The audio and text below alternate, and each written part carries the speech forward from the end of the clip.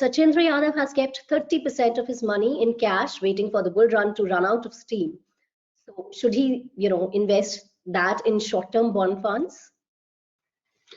Well, first I'd like to point out, and it's a slightly tangential point and not exactly what he's asked for, but I'll suggest him to devise some objective rule for himself for the way he would want to deploy this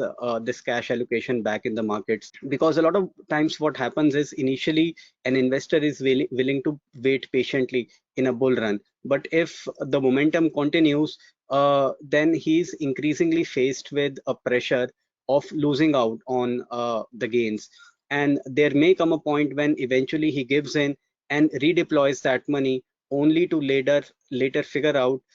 that he ended up investing closer to the peak, and eventually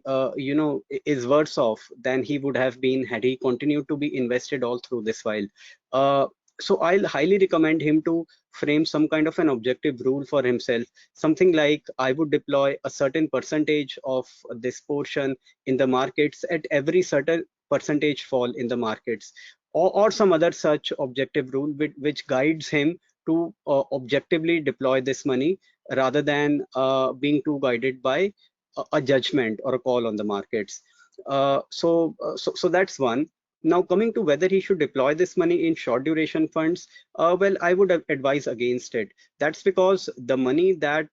you would need to call upon at a very short notice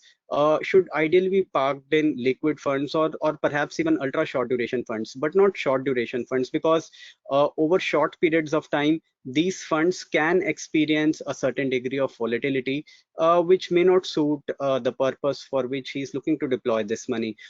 In fact, we've just experienced volatility among short duration funds in the last week, when these funds registered a fall of the magnitude of about 0.4 to 0.5%. And in fact, a lot of investors have been writing to us worried about